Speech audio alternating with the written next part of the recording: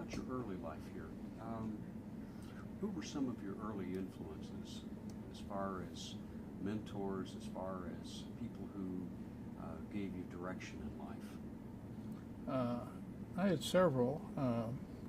One of them, actually probably the first, was my grandfather, Edward Ryerson, who was an industrialist, worked in the steel industry all his life, but was terribly interested in civic issues and started, for example, the educational TV station here in town and headed the first state welfare department anywhere in the country in the 30s, took a leave from his business to do that. So I've always seen that kind of role of a engaged citizen who can do a great deal. I mean, I joined the same company that he headed in part because I thought I would have more leverage in the outside civic world from a position of leadership in business, and that turned out to be true. Inland Steel, of course, is the company we're talking about. That's right. Inland Steel actually still continues, but it's the oldest surviving business operating under its own name. The Ryerson Steel, which was merged into Inland, is still operating under its own name and is the oldest in Chicago. And of course, I don't mean to get off on too much of a sidebar, but of course it was also very active in the energy business or the coal industry because of the association between the two. That's exactly right. There's a tremendous need for high quality metallurgical coal in the steel mills. Illinois has had a prominent position in the supply of coal for that reason, and I in fact spent about 10 years of my life not only working in a mine for a while underground, but also running 12 different mines. I would imagine that given the environmental impact of the mining industry and the steel industry, that gave you some insights into that area as well, or those issues. Well, one of the really interesting things about being in business, whether it's a potentially very environmentally destructive business like mining, is that there are always fascinating balances that need to be struck. And I took great pride in trying to make sure that our practices were environmentally benign. And there, for example, one of our big open pit mines for iron ore in Wisconsin is now just a perfectly wonderful state park with a big lake and lots of recreational activity around it. And we did that with a lot of planning with respect to the ultimate natural and recreational uses. You attended Harvard, then the University of Chicago Law School. Yeah, I wanted very much to get back to this community. I knew I wanted to live and work in Chicago. So when the chance came, I knew I wanted to practice law, and University of Chicago has had then, as now, a really superb law school, and that was a terrific experience for me. But also, what it meant was that I made friends not only amongst my colleagues but amongst the faculty who have remained important to me. I'll give you just two examples from my days in state government. One of the professors I had became, because I helped invite him to do so, the first head of the Pollution Control Board, set it up, wrote with my involvement the first environmental protection laws in the state. Very significant achievement he made, and wonderful 4 years, he says, for his life. That was a man named David Curry. And then another professor actually helped provide the basic arguments for supporting and winning judicial approval of this state income tax by doing a lot of research on the Constitution of 1870. So those are two connections that I made that I think have been not only very personally rewarding, but important, frankly, in the history of the state. I'm told also that you were an early believer in the civil rights movement in this country, and went so far as to go down south and teach school at Tougaloo College. Yeah, my wife and I are major believers in civil rights and equal justice for everybody. So in the really tough summer of 1964, we were in fact in Mississippi when 3 of our fellow civil rights workers were murdered, and that's 40 years ago now. But that was a terribly important experience for us. I think we did a lot of good. In fact, we've kept in touch with some of our students who've done well. But above and beyond that, we made associations. I became a legal services lawyer, handling housing cases, discrimination in the city, and now and also worked in the civil rights legal area. I'm now, interestingly, back to pursuing some of those same interests in the work I'm doing for Chicago Metropolis 2020, because a constant theme is how can you provide opportunity, economic and social, for people who have been out of the mainstream, who are disadvantaged, not getting a good start. And those beliefs, which are now manifested in our work to improve housing and to ensure people can get to work, all of those interests were ones that were developed for me by this work in the 60s. I'm just curious, you might have run across a fellow I know who was down there too. Mike Starr, does that ring any bells? I don't know him. Well, Mike was one of the folks who was doing a lot of the lawsuits down there. I think he was, correct me if I'm wrong, I think the thing was the National Lawyers Guild. Absolutely, yeah. He was also, he went on later to be the chairman of our radio television department. Oh, really? Yeah. And they did a documentary called Mississippi America about that. It was quite interesting. Yeah. How did you get hooked up with Richard Ogilvie?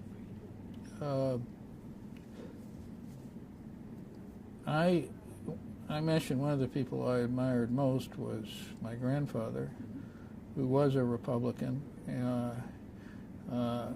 highest ethics, believed in reform, and it was a very natural thing for an activist, reformist Republican in the 60s to want to change how public policy is set and a state like Illinois is governed. So I got the opportunity to go work for Ogilvie. He was a guy who believed in systemic change, was very, very courageous, and very loyal to his people and honest. And so I went to work for him in 1969, along with a close friend.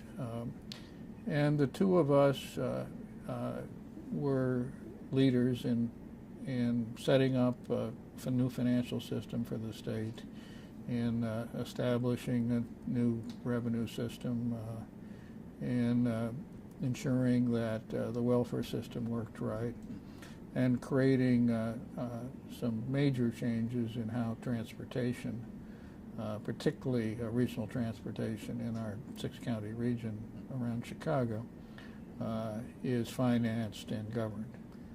When Richard Ogilvie took office, what was the financial state of Illinois? There were a lot of demands on the state and not nearly the kind of revenue that was needed to. Yeah, it was desperate, and there was a major structural problem in the state because almost all services were financed by either the property tax or the sales tax. There was no income tax. Great popular opposition to it, a set of theories that it was illegal under the old state constitution. Every thinking person knew that the state had to come into the modern world, but it was a very difficult thing. So I really was in the trenches on that issue, and it was an issue that ultimately made Richard Ogilvie one of our great governors and a real mentor of mine, just a one-term governor. But it was the right thing to do, and that whole system has served the state very well until recently.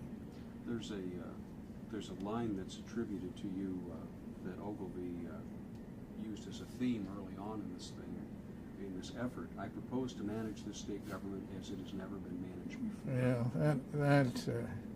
Yeah, there's been a lot of kidding about that line. I did have a role in drafting some of his speeches, and that was a major one when he announced that he was really going to tackle the budget and the tax system, and that was a line that came back because people thought it was so strong a declaration that it was almost presumptuous for him to say that, but that's what he did, and that's what he wanted to do, and that's why there were dozens and dozens of young people with high ideals like myself who went into government in those days to try to make a difference. Well, I've run across some of them over the years, like Ron Michelson, who was with the State Elections Board. Yeah. And the like. It's a very, John McCarter is the person I went down there with. Jerry Marsh, who died last year, was an exemplary public servant. Paula Wolf, who's now working with me here on the Metropolis Project. Wonderful, wonderful, very competent people. I want to ask also how Governor Ogilvie was able to sell this plan in the Illinois General Assembly of that day and enlist someone like Russell Arrington to actually make this thing happen. Well, I was there when this was, because in the mansion when Senator Arrington was briefed on this, because I handled part of that briefing. And I remember in the course of that session, he said, "Who on earth are you ever going to get to sponsor this legislation?" And Governor Ogilvie looked at him and said, "You." And it was just one of those moments where actually both men eventually rose to that challenge. But it took a governor who wasn't afraid to ask and stand up for his convictions, and it took a very bright man who understood there was virtually no alternative in Arrington to step up. Governor Ogilvie is and that administration is basically what many people see as the line of demarcation for what is considered modern Illinois state government. I think that's absolutely true. There were excellent governors before, but this became a different time. Penetrating the levels of state government and setting policy in ways that it could in fact be implemented was a real challenge then as now.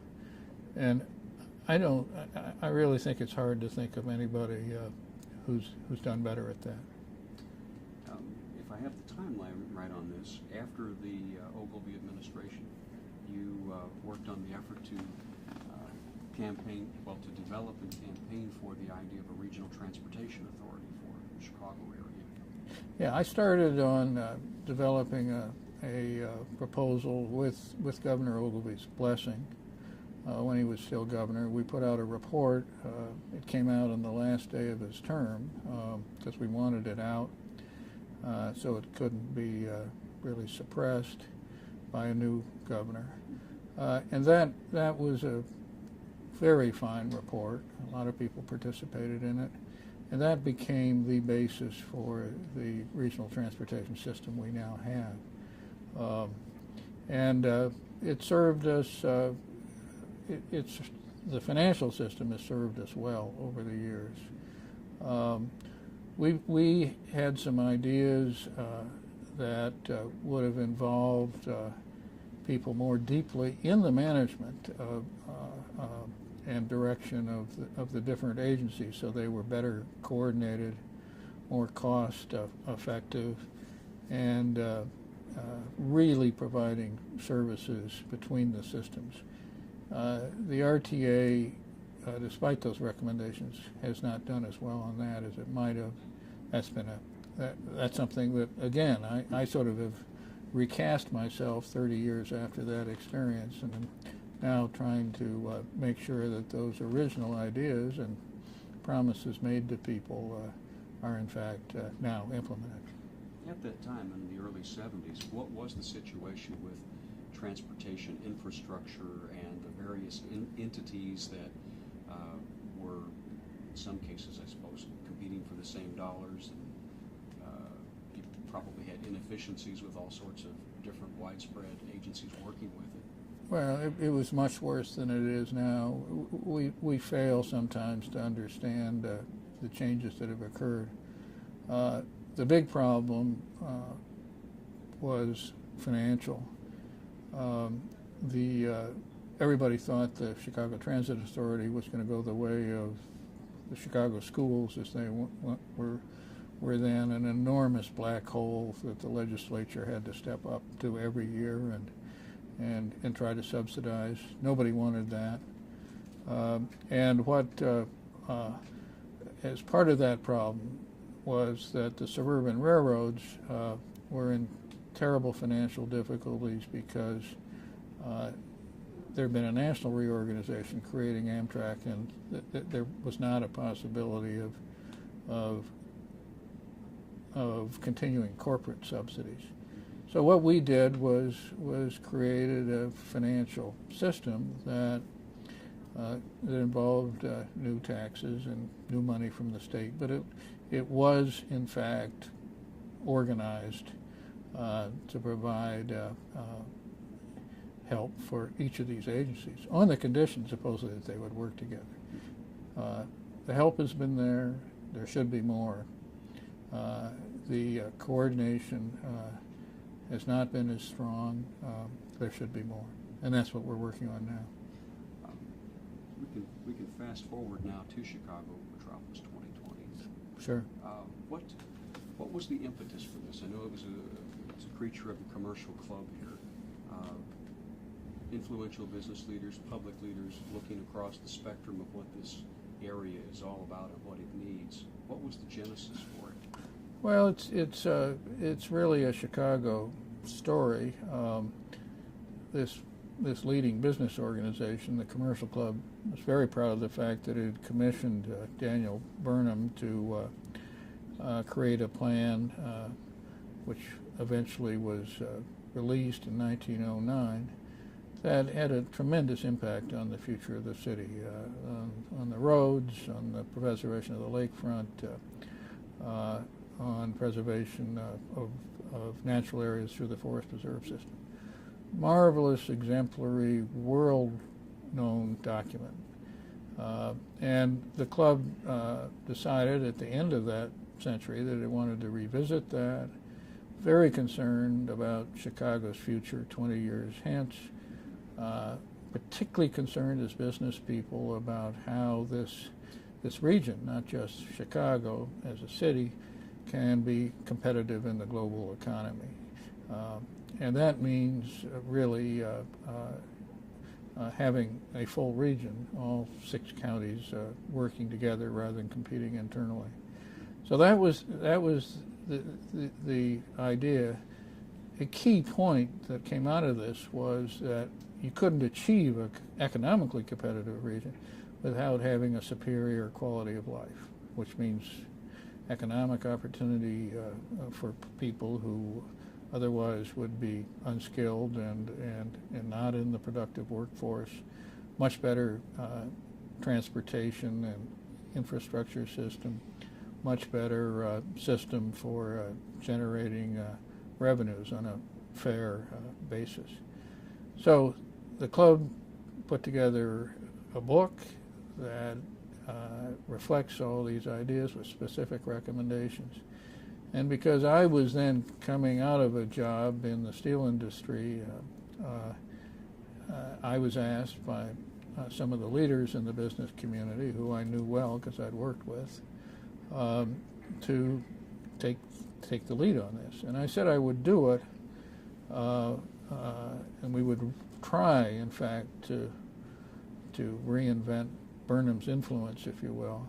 But I would only do it as a volunteer, because I felt I would have much more influence on others if that were the case. I'd done sufficiently well in life to do it, and I frankly wanted to make a substantial contribution to the public at this stage. So that's how it all began, and we've made very significant progress in the last 4 or 5 years. What are some of the key elements you can point to as successes?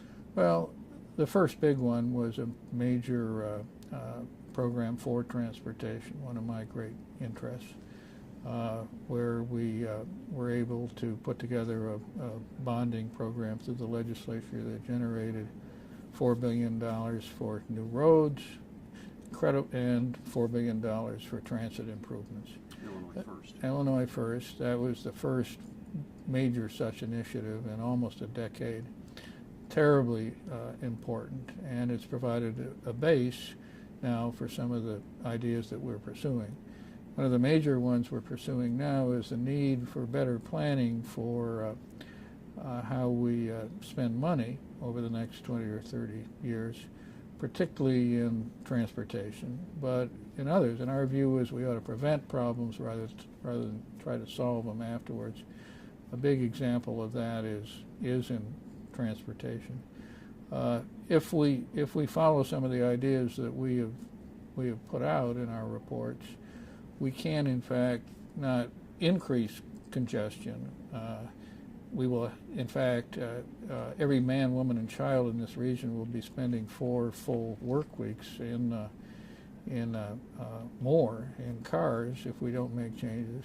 Under the ideas we put out, with equivalent investment or less, we can actually improve the situation from what it is now. So that's a major issue. We feel that you have to integrate development with transportation. Have to have plans to do that. We don't have such a system, and so people who are in the system now are very resistant to change, and we're trying to, with some success, to highlight that and push it through the legislature. And there will be, as you noted in your testimony before the RTA task force not long ago, that there will be some enormous population changes or increases that are going to be pretty much driving this agenda too. Absolutely. 2 million more people in the region. Huge increase. We know that for a fact. If existing trends continue, 1 million new cars, there's no way that we can handle that increase without significant change in how we spend money. If you just put those cars end-to-end parked, that would require pavement that would stretch from Florida to Alaska. And everybody knows that you can't build that amount of new road capacity in this region. I'm just curious, you said a little earlier that this is going to be another legislative initiative. Do you have a timetable for when this is going to come? Yeah, our thought had been that this would take years. My own thinking was that I really got into this. As I said, this is a renewal of my old interest from when I was in my 20s and early 30s. I was about 60 when we started on this. We said to ourselves here that we'd give everything we got for 10 years and hope to have these kinds of structural improvements to the system accomplished by that time. I think we've got a good shot on this one of changing how investments are made through changing the decision-making system in the next year or so, which would be well ahead of the time frame we laid out for ourselves. Has this been brought up with the current governor and his thinking on how this can be reorganized? Yeah, I've talked to him about it. We've talked to Mayor Daley. We've talked to a lot of suburban mayors who are concerned that they will be shortchanged, a logical concern. We've talked to all of the legislative leaders. You have to try to persuade people and explain these things. Our big advantage here is that we're right, and with the kind of scenario analysis and looking at trends out in the future, we can show people how unlivable and undesirable to investment this region will be over the next 20 or 30 years if we don't make these very, very difficult to achieve reforms. And for me, it's frankly a great kick to be fortunate enough to work on issues like this that I cared deeply about so many years ago, 30 years ago. Then went into business and law and did other things, although I kept my hand in on the civic side. But now, at this stage in my career, this is really a very personally rewarding thing. I don't want to overlook this aspect of 2020, but a considerable amount of time has been spent in the law and criminal justice area, in workforce training, housing, quality of life issues. We feel that the economy will improve only if social issues are addressed and that there's opportunity for everybody. And if you don't, for example, greatly improve your early childhood education, you're simply not going to give people the head start they need in school. So we see that as the most highly leveraged way to spend money on education, and we have strong business support for that. Ditto on the issues relating to crime and justice.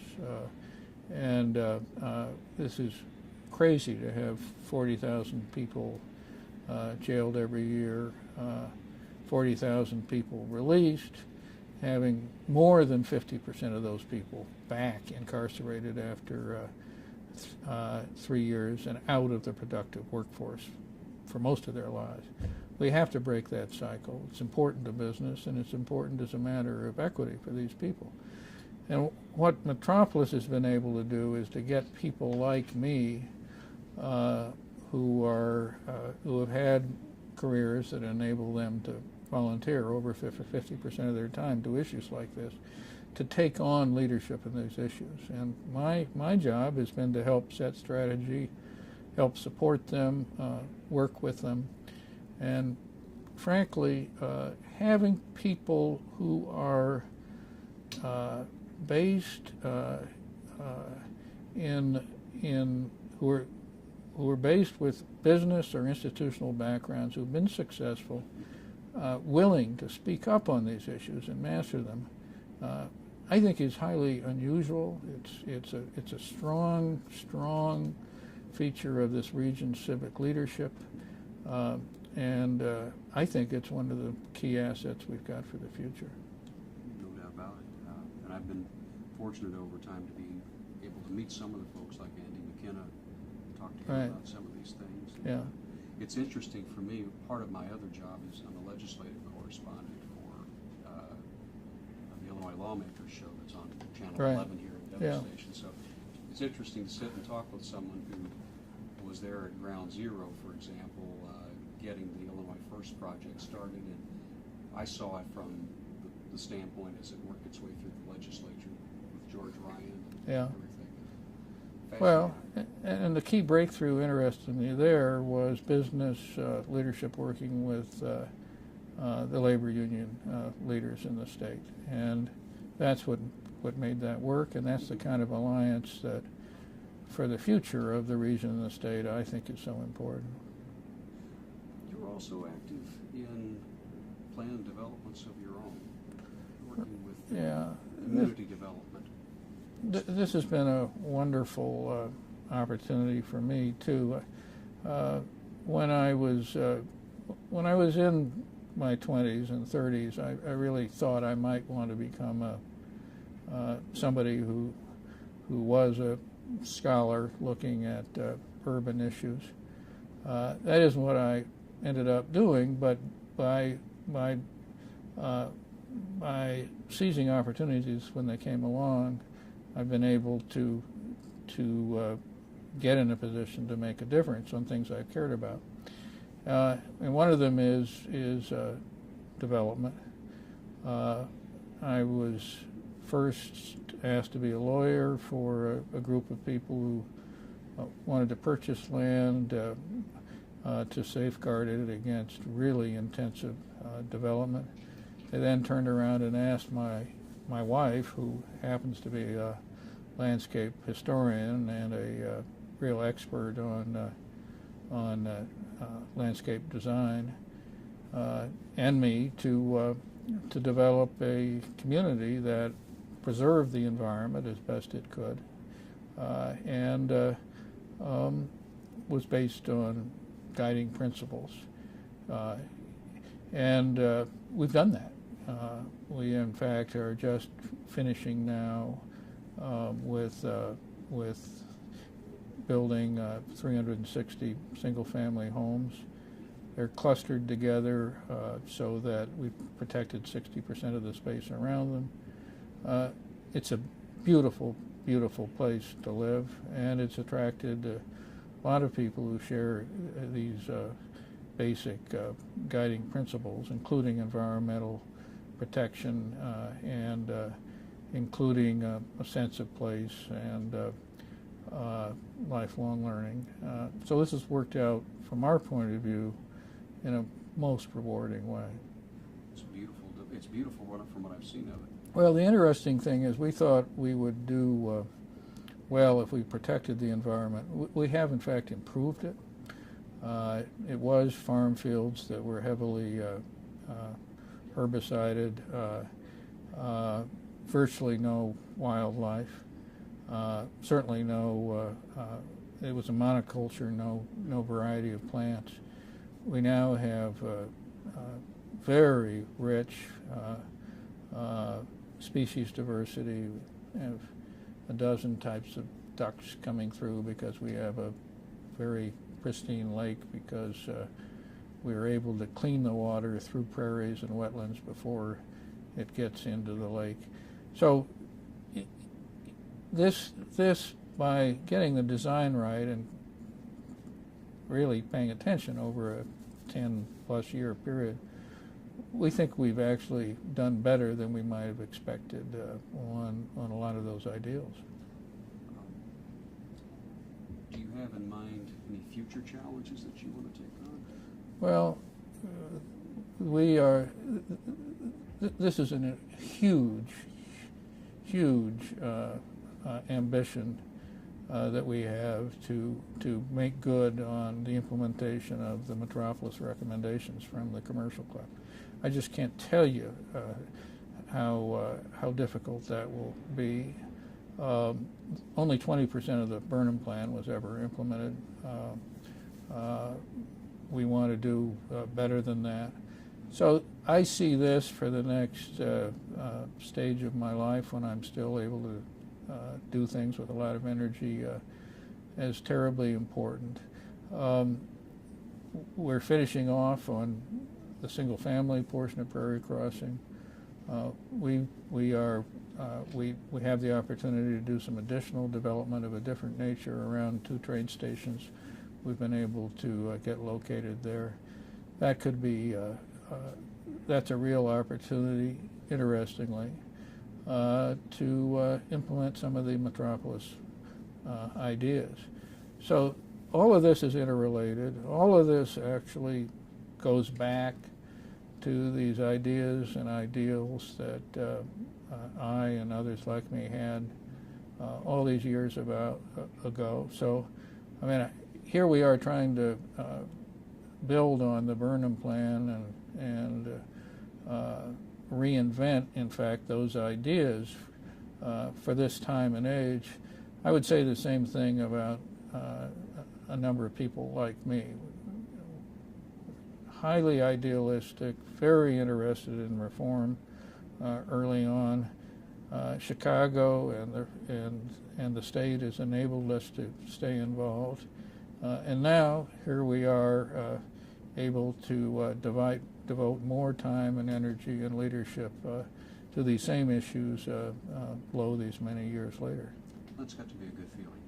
It is a good feeling, and these challenges remain, but I got to say, I think being able to live and work in this region and not only get to know but work with the type of people that I'm now still associated with has been a wonderful, rewarding experience as well.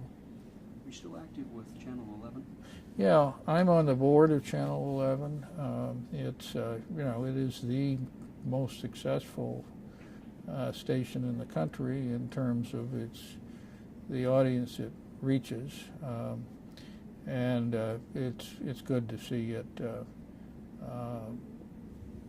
50 years after my grandfather was really the person who got it going, continue to do as well as it is.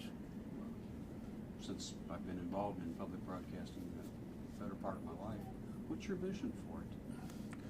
Well, I think it's going to be very, very different. There are opportunities both on television and radio for interactivity, for people not only getting communicated to, but communicating back into the system themselves.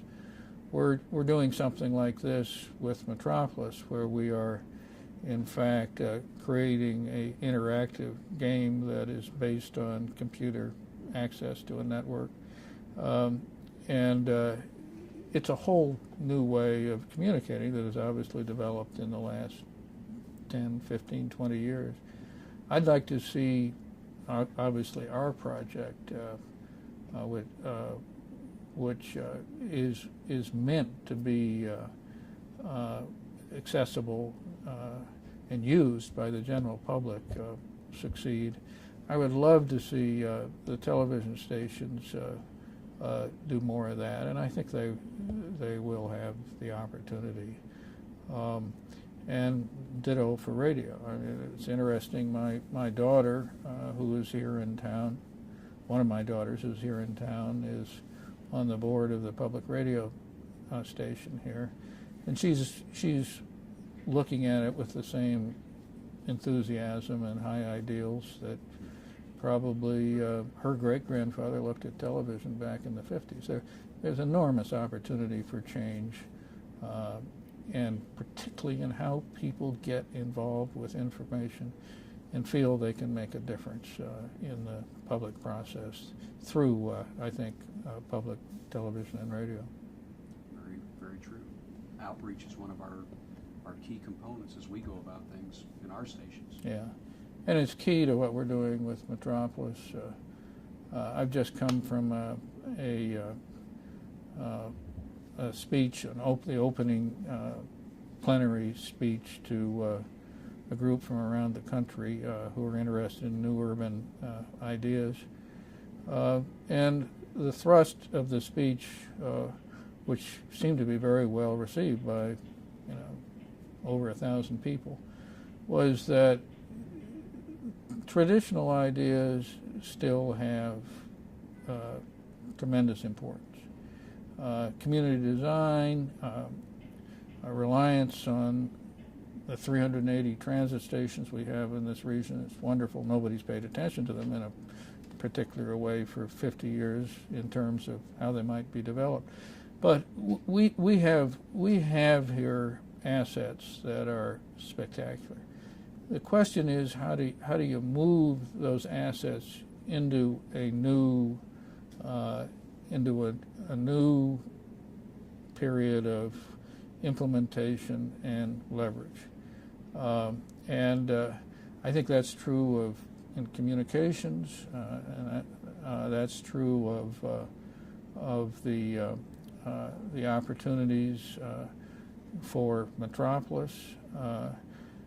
It's true for new developments like Prairie Crossing, and they're all related in my mind. That's a theme I try to reinforce all the time. They're all interrelated.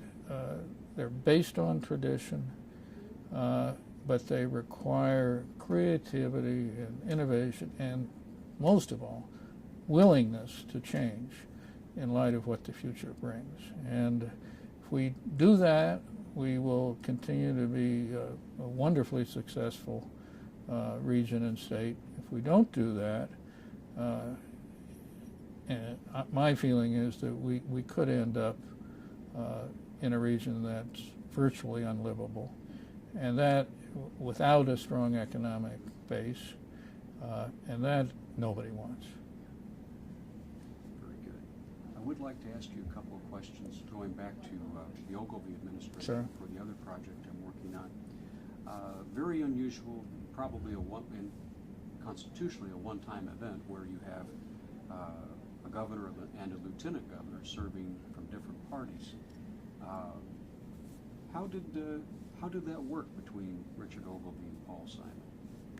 I think they both were civil to one another. They respected one another. Ogilvy had huge challenges. He had a team, and he was of a different party from Paul Simon. So I wouldn't say there was a close working relationship. There hardly ever is between a governor and a lieutenant governor, even of the same party. But during that period, Paul Simon was supportive on a lot of the key, systemic, fundamental, tough issues. He didn't make trouble for the governor. He built his own support by getting out and around as lieutenant governor. And I think had it worked out that he were to have succeeded Ogilvy, he would have, and he told me this because I got to know him even better later in life. He would have built on a lot of the innovative reforms that Ogilvy started. And of course, he would have had the great advantage of not only being a decent, bright man who would attract good, decent, bright people around him, but he wouldn't have had to wear the jacket that poor Ogilvy did for doing the unpopular thing. I noticed that one of the things Paul did with that office, since it was kind of open-ended as to what your duties were, was to create kind of the role of an ombudsman for the state. Could you speak to that? He did that. He saw himself as a person who could meet with people and bring ideas and concerns forward. I think he did that responsibly. There wasn't any showboating about it. And it's an important function. Frankly, it wasn't central to what the Ogilvy administration was doing. That was in part because the Ogilvy people bit off so darn much. Some people say too much, but it was a significant era of change and reform. So there were so many people mad at change that even if Paul brought in complaints, they were part of a chorus of concerns from people who were really concerned that these changes would affect them adversely. You said that Paul didn't make trouble for the governor. There were opportunities when the governor was out of state. I know that there was pressure on Paul do some funny business with some legislation or some appointments and things, but he refused to do that. He could have done that, and I remember early on we worried about that because there is a history of when a governor traveled to the lieutenant governor issuing an executive order, undoing something that he had done. That really, to my memory, didn't occur. But let me say we were concerned about that early on. I understand from reading up on it that he also managed to put, was it Cecil Partee in as the first African-American governor while Governor Ogilvie was out of state. Paul went to a ball game or something, or went out of state himself, and that left Partee third in line or something like that. I don't remember that. That's probably right, and it sounds like the kind of thing that Paul Simon would get a kick out of.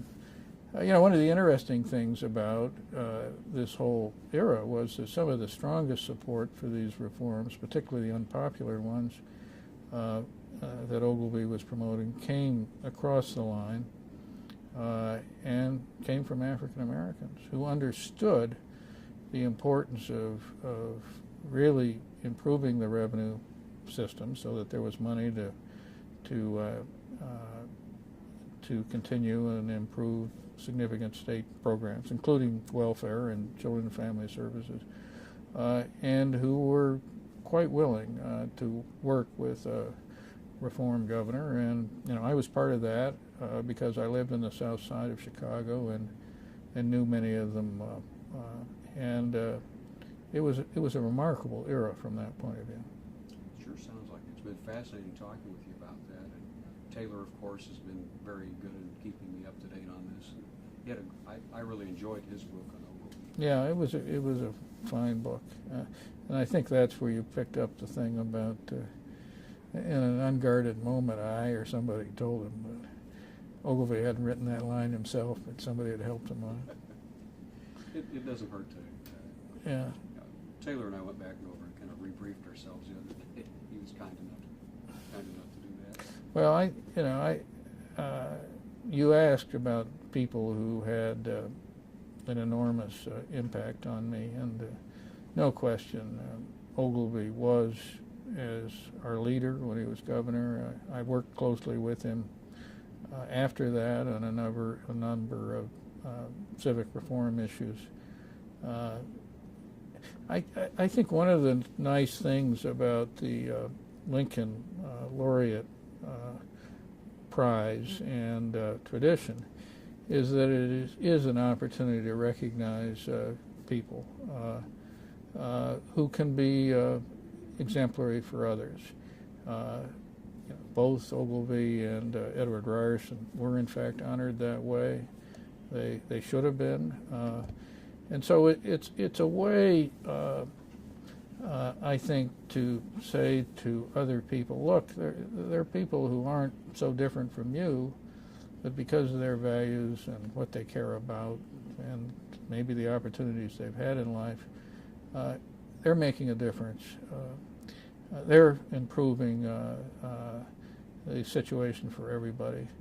And you can do that too. And I think that's, to me, one of the really most influential and important things about this whole process of the Lincoln Academy and the laureate designation. And I'm very proud and pleased to have been recognized for those reasons. Well, you basically took away my last question. I was going to ask you about that. Oh, really? Yeah, I always ask folks about that. It's a remarkable thing. We've worked on this since '95 with the Academy, and it's an extraordinary bunch of people we've been fortunate enough to talk with. It's a remarkable group.